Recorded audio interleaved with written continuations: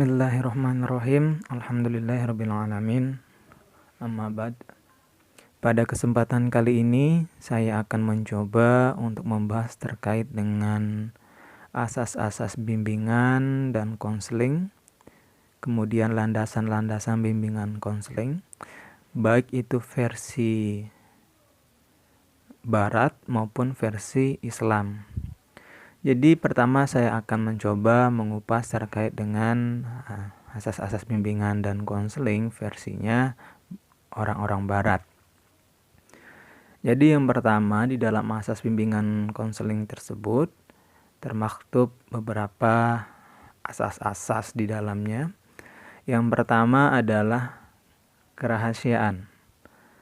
Jadi asas kerahasiaan ini sangatlah dan teramat sangat penting untuk dijunjung tinggi oleh seorang profesi ataupun seorang konselor. Karena apa? Ketika rahasia ini bocor ataupun rahasia dari konseli rusak, otomatis ini akan mempengaruhi citra kita sebagai seorang konselor dan alhasil alih-alih kita bisa dituntut. Seperti itu. Setelah kerahasiaan ada kesukarelaan. Nah, jadi kesukarelaan ini kita sebagai seorang konselor ataupun konseli di dalam proses bimbingan dan konselingnya haruslah dengan kesukarelaan, dengan penuh sukacita, tanpa ada tekanan-tekanan ataupun tanpa ada paksaan seperti itu. Kemudian ada keterbukaan. Nah, jadi di asas keterbukaan ini antara seorang konselor dan seorang konseli haruslah sama-sama terbuka untuk mendapatkan goal yang ingin dicapai. Seperti itu. Setelah keterbukaan ada kekinian. Nah, jadi kekinian ini seorang konselor atau seorang konseli di dalam penyelesaian permasalahannya. Nah, asas kekinian ini haruslah tetap dikedepankan karena era dan zaman sekarang dengan era yang dulu tetaplah mengalami proses perubahan-perubahan. Untuk itu sangat penting sekiranya di dalam penanganan itu memperhatikan hal-hal yang terupdate pada saat ini. Nah, kemudian di dalam asas-asas bimbingan konseling ini ada namanya juga asas kegiatan. Nah, jadi di dalam proses konselingnya haruslah memiliki kegiatan-kegiatan ataupun pola interaksi antara si konselor dan konseli. Seperti itu. Kemudian ada kedinamisan. Nah, kedinamisan ini sifatnya itu fleksibel ya. Jadi seorang konselor dan seorang konseli di dalam penanganan atau di dalam proses bantuannya itu haruslah bersifat fleksibel. Nah, kemudian asas-asas lainnya yakni keterpaduan. Nah, keterpaduan ini maksudnya adalah bagaimana seorang konselor dan konseli ini mampu berelaborasi baik secara keilmuan maupun secara pandangan yang sehingga nanti ada solusi ataupun pemecahan yang memang benar-benar sesuai dan pas untuk konseli itu sendiri. Nah, kemudian ada lagi asas kenormatifan. Nah, ini jadi kenormatifan ini maksudnya adalah harus benar-benar sesuai ya, harus benar-benar proses bimbingan dan konselingnya harus benar-benar harus sungguh-sungguh tanpa ada unsur-unsur bercanda di situ. Kemudian ada asas keahlian. Nah, jadi seorang profesi konselor itu haruslah memiliki keahlian di dalam bidang konselingnya sendiri. Tidak boleh seorang konselor tidak mampu untuk melakukan proses konseling ya. Jadi hati-hati buat orang-orang yang memang proses konselingnya tidak mampu, ya sudah jangan dipaksakan, lebih baik kerjakan yang lain seperti itu. Kemudian asas alih tangan kasus. Oke, jadi di alih tangan kasus ini, seorang konselor memiliki tanggung jawab ketika dia tidak mampu untuk mengatasi ataupun tidak mampu untuk membantu seorang konseli, ini bisa digunakan alih tangan. Jadi kita jangan meski melakukan sesuatu yang memang bukan bidang kita atau bukan ranah kita, misalnya tingkat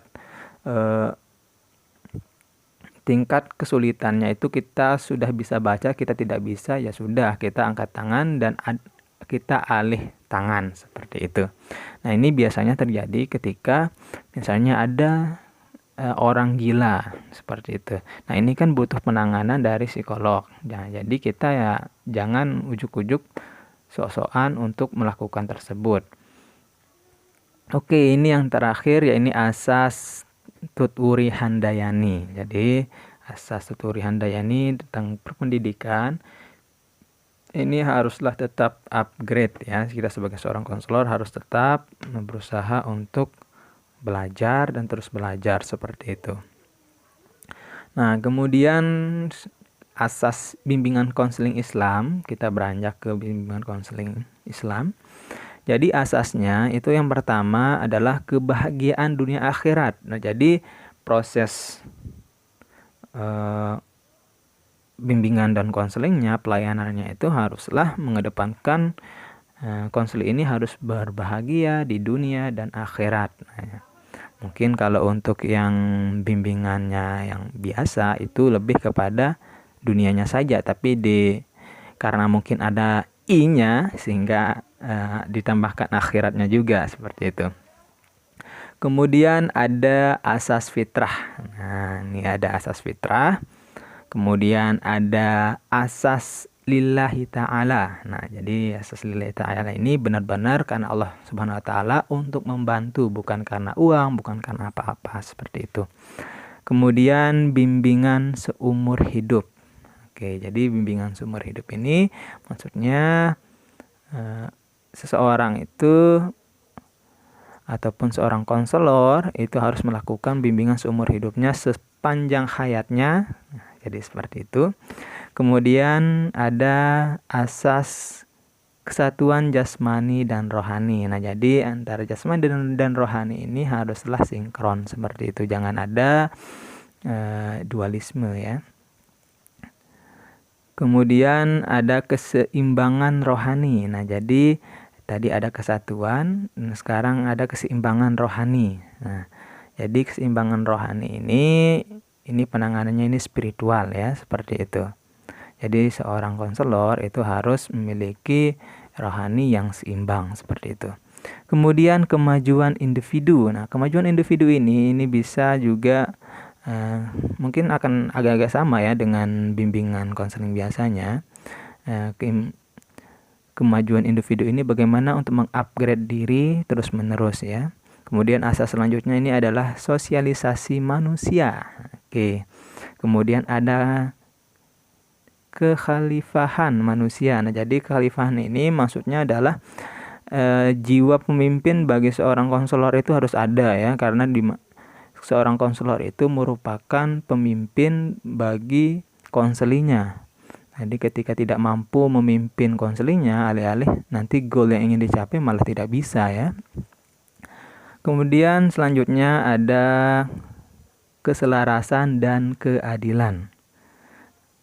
Ada pembinaan akhlakul qarimah. Nah, kemudian ada asas kasih sayang. Ada asas saling menghargai dan menghormati. Ini antara konselor dan konseli harus saling menghargai dan menghormati, kemudian harus saling sayang seperti itu.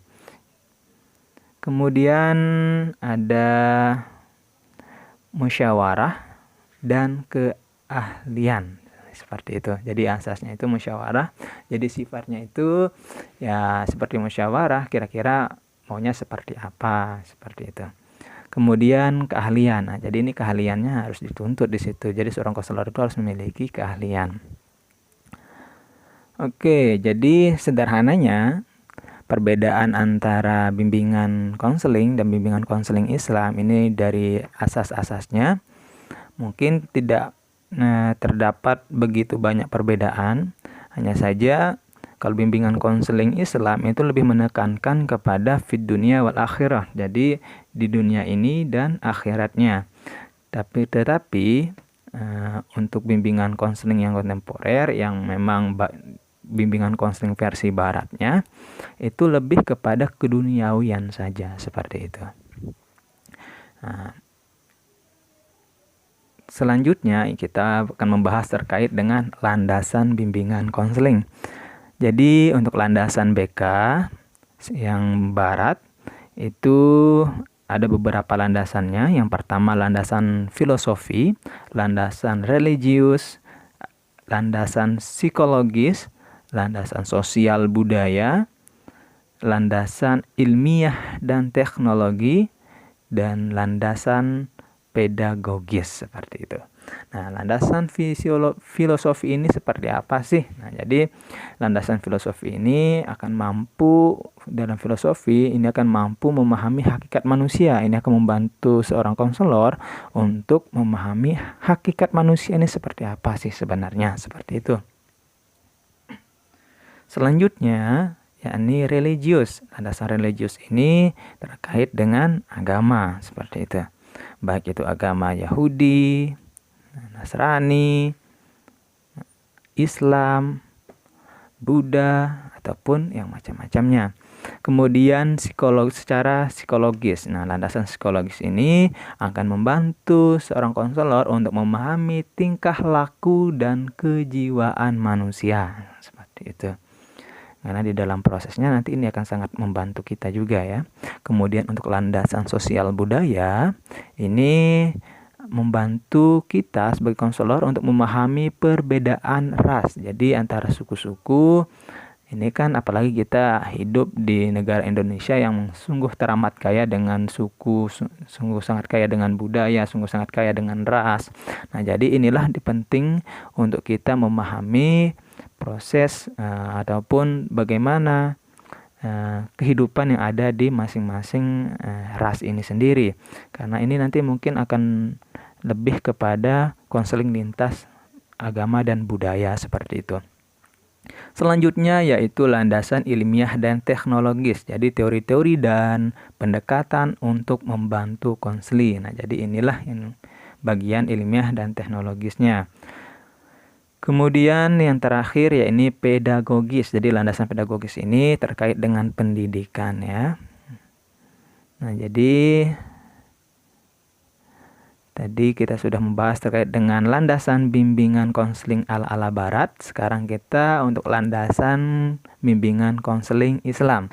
Nah, seperti yang kita ketahui bersama, landasan utamanya di sini adalah Al-Qur'an dan hadis ya, atau sunnah Rasul. Nah, jadi untuk pondasi awalnya ini ada dua landasan yang dimiliki ataupun yang dipakai oleh bimbingan konseling Islam.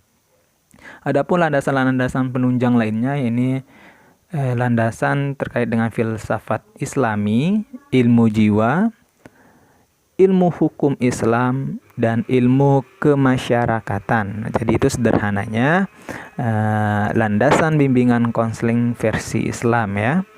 Adapun terkait dengan perbedaan-perbedaan, inilah penting sekiranya setelah kalian mendengarkan pemaparan tadi, diharapkan mampu untuk membedakan secara lugas terkait dengan mana sih bimbingan konseling Islam dan bimbingan konseling barat seperti itu. Oke, sampai di sini nanti kita lanjutkan lagi. Sekian, wallahul muwaffiq ila aqwamit thoriq. Wassalamualaikum warahmatullahi wabarakatuh.